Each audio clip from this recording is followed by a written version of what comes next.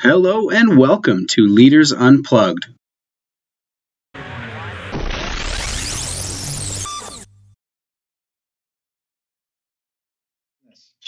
What are some of the most interesting lessons that you've learned about leadership? It's all about people. When I started my journey in consulting engineering, I was under the impression that the smartest person in the room is what you want to be. And the more intelligent you are, the further you're going to go.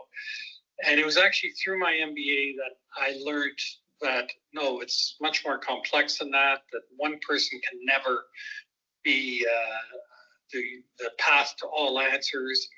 And you need to find ways to engage people and to get them involved in understanding the problems and finding the right solutions.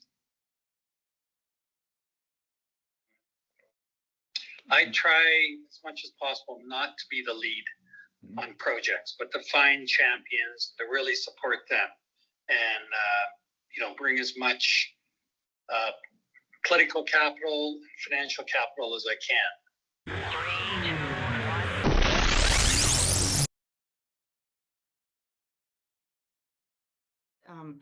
It's retention. I think in this industry, we have super bad retention. Transportation can range from 35 to 40% turnover every year. And last year, in the last school calendar year, we had less than 7% turnover. So we have a really high retention rate. That speaks volumes to, I think, leadership, but not only my leadership style, but what transcends through our whole organization. As a female leader, do you ever find that you have to modify your communication or leadership style? One of the skills I have is you just act like a boy. I don't talk to them like a woman, like so often expect anything different. I'm very direct. And unfortunately, I think to be successful as a female entrepreneur, you do have to just get in there because no one's going to make it easier for you. Nobody cares. Like if you want to be treated like an equal, you have to act like one. And I'm able to persuade and make decisions with a higher EQ than men and become, more successful because of that. Because if you're able to balance both, it's a recipe for success for sure.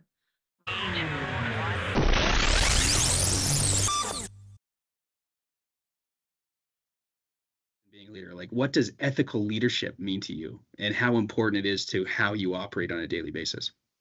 Yeah, I mean, that I think is fundamental to it. We talked about trying to build this different culture. If you're not being ethical in your leadership, you're not building a different kind of culture in brokerage. And that means treating everyone fairly. It's being open and honest. It's trying to reduce office gossip.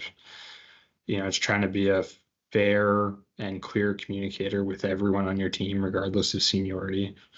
And the more you can do that ethically, I think the better it is for sending a message to the market, but also for recruitment and retainment.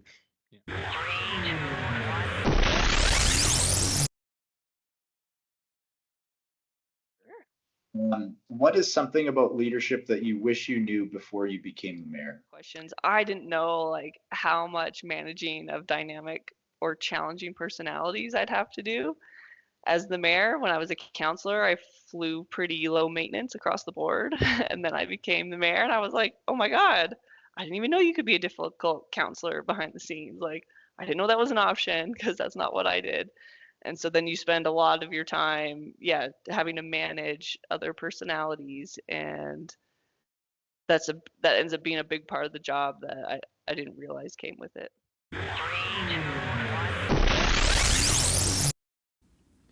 As a leader, how do you get buy-in from your team?